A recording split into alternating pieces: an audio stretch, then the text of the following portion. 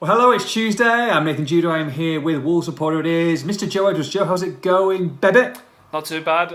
We mentioned it last week, and I'm just happy football's coming back, counting down the days. Yes. A week on Saturday now. I need a hairdresser back, mate. To be honest, first I could do. I have to keep wearing a cap these days. It's an absolute hot mess, as they say underneath here. But yeah, football, of course, is the main issue. Yes. You can go without an haircut for another couple of weeks. Just have Wolves back. I think that's the main thing. Maybe I might get a little wolf in the back, mate. Maybe edged in the back, little number one Tram cut of the lines. wolf, a bit lined up. Oh yeah, like that's what they call it today, a tram line. Yeah, lovely. Wolf tram line, like it.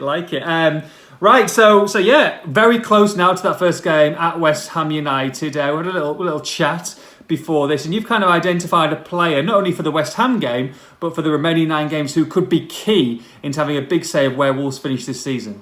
Yeah, and I think that there's obviously a few players who've got a big part to play, but you're looking at that Wolves team, and I think Adama Traore is the one really that could be devastating for Wolves in these remaining 9 games. Of course, he's had a very good season already, and highlighting him as a player to make a difference probably isn't the most surprising. But you just look at the dynamic with teams coming back.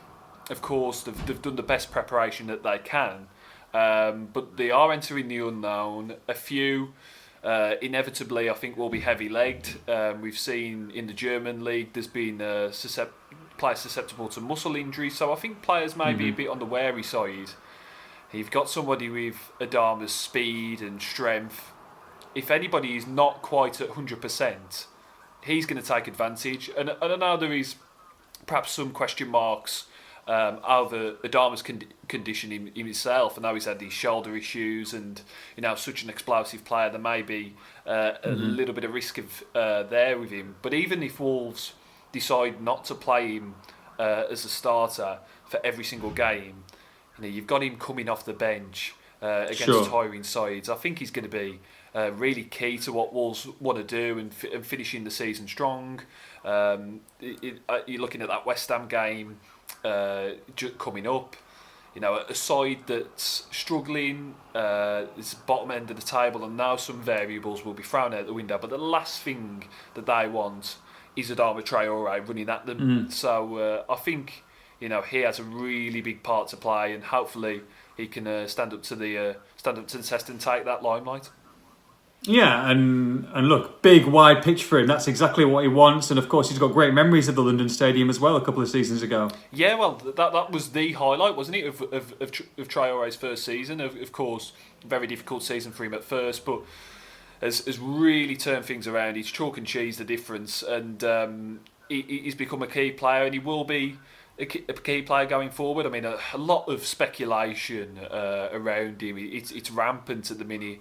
There was a report at the weekend saying that Wolves had received an inquiry from Liverpool for him. They haven't. That's there's nothing in that. The position is still the same. Of course, Traore will be linked with clubs because he's a very desirable player. We talk about how unique he is, how fast he is. There's nobody else like him. But Wolves, it's going to take an astronomical offer for them to even consider selling him. He's got a fantastic relationship with Nuno. Nuno, when a lot of other managers would have cast him aside last summer, let's not forget, stuck by Traore, saw the potential in him, and it's been a partnership that has been a match made in heaven, really.